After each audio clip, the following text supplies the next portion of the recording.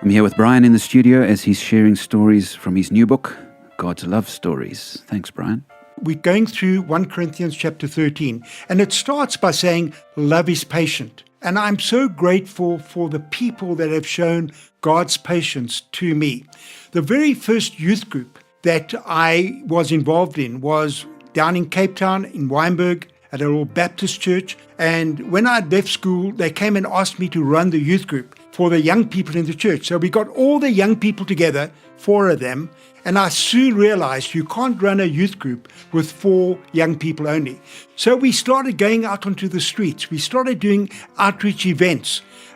We were probably the first youth group in the country to run a coffee bar with fishnets, colored lights, folk music, all of that kind of stuff.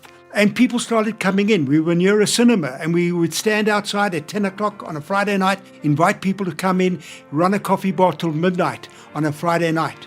It wasn't long before the youth group was packed out. Sunday night services, 110 people in the service, 100 young people. And God was saving people. But the young people coming were not your normal Christians who sang choruses and understood the Bible or understood church. They were foreign. They were saved off the streets. And God was doing something amazing in their lives. Let me tell you about Jeff. Jeff was one of the guys who came to the coffee bar, came to me afterwards and said, I want to become a Christian. It was very obvious that Jeff had drunk too much or smoked too much, wasn't that compos mentis, but I prayed with him. I went through the Bible verses, and then the next day, as I was taught, I jumped into my Volkswagen Beetle covered in Charlie Brown and Snoopy paintings all over it, went to go visit Jeff to discover he had given me a false address. I waited, schools went back, and then I phoned his school and actually got his address from the school. I went to go visit him, knocked on the door. Jeff opened the door, and his eyes just blew up. He turned around, ran down the passage, through the kitchen, out the back door, over the back fence. Well, I wasn't sure that I'd used my underarm or whatever, but his mother came and said, he's gone. Next day, I went to visit Jeff again. Same thing happened. He ran away. The third time, his mother came to the door and said, he's in the kitchen. I stood where he couldn't get out.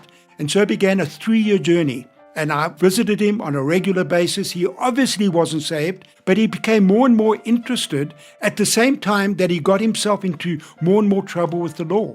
Stealing, smoking grass. There are times when I sat in my Volkswagen Beetle and prayed and said, God, I don't want to go see Jeff again. I'm finished. I've had enough. And God said, go back, go back, go back. And so I went back. Eventually, one day, after about 3 years, his mother came to the door and said, Jeff's in prison. 3rd offense, facing jail time. I went to go visit him in jail. And he, with a big smile on his face, said, Brian, don't worry. I've become a Christian. I worried badly. He was facing jail time. His girlfriend was pregnant. It was a mess. And I thought, why couldn't he have become a Christian earlier? I arranged his defense, had to pay a bit of money. I was his only defense as I talked about this 3-year journey to the judge and how Jeff had become a Christian. And the judge looked at me with pity in his eyes, not for Jeff, for me.